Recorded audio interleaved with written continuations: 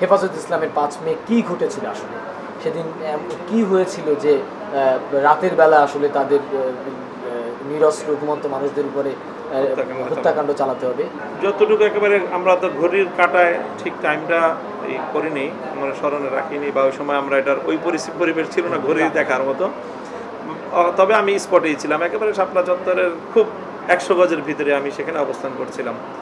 তো আমরা লক্ষ্য করলাম আনুমানিক ঠিক ফজরের সময়ের ঘন্টা 1.5 ঘন্টা আগে হবে, এবং ওই সময়টায় খুব সময় রাত 3টার দিকে হবে, যে একেবারে আমি নটরডেম কলেজের এই পাশটায় ছিলাম, অপর পাশটা আমি আমার নিজের চোখে দেখার সুযোগ হয়নি। আমি নটরডেম কলেজের পাশে এই কাছাকাছি ছিলাম, শাপলা চত্বর থেকে এই 100 গজ দূরের মধ্যেই, মানে শাপলা চত্বরের কাছাকাছি ওখানে একটা পেট্রোল পাম্প আছে, সেই পেট্রোল পাম্পের ওই জায়গাটায় আমি ছিলাম। তো আমি দেখলাম যে ওখান থেকে নটরডেম কলেজের ওই পাশ থেকে পুলিশ সাজোয়া যান নিয়ে কয়েক স্তরে, পুলিশ র্যাব কয়েক স্তরে তারা ওখান থেকে কর্ডন করে আসছে, এবং কাছাকাছি এসে তারা খুব একেবারে মানুষকে লক্ষ্য করে তারা ফায়ার করছে, টিয়ার শেলের ফায়ার মানুষের বুকে, মানুষের মাথাকে লক্ষ্য করে, যেখানে মানুষের জটলা, সেই জায়গাটায় মানুষ যখন ঘুমন্ত মানুষগুলো হঠাৎ দিক বিদিক শূন্য হয়ে ঘুম থেকে উঠে তারা কেউ পেট্রোল পাম্পের দিকে গেল, ওদিকে ডানে বামে অনেক জায়গায় গিয়ে রাস্তা বন্ধ হয়ে গেছে, কাজে সেখানে মানুষের একটা জটলা হয়ে গেছে।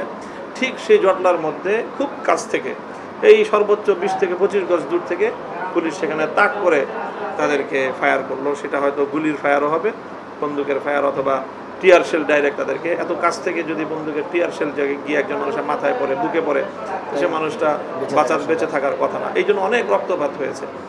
তো এইভাবে প্রায় আধা ঘন্টা খানিক তারা অব্যাহতভাবে এই গোলাগুলি চালালো, আর বিকট আওয়াজে শব্দ, মানুষ দিক বিদিক শূন্য হয়ে চলে যাচ্ছিল।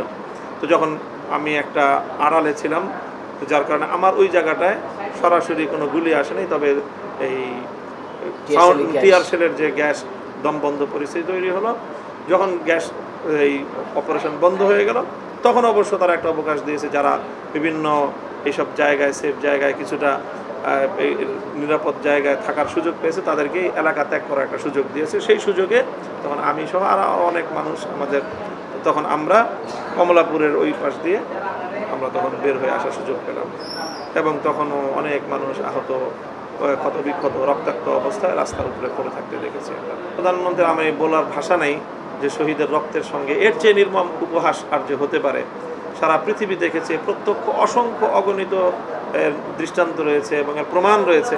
এমন একটি জলজন্ত প্রামাণ্য বিষয়কে একজন দেশে, রাষ্ট্রের সর্বোচ্চ নির্বাহী ক্ষমতার অধিকারী প্রধানমন্ত্রী হয়ে সংসদের মতো জায়গায় দাঁড়িয়ে এমন মিথ্যাচার করতে পারে, এটা আসলে জাতির সঙ্গে এর চেয়ে নির্মম পরিহাস। So here go on 24, so he go on 24, so here go on 24, so he go on 24.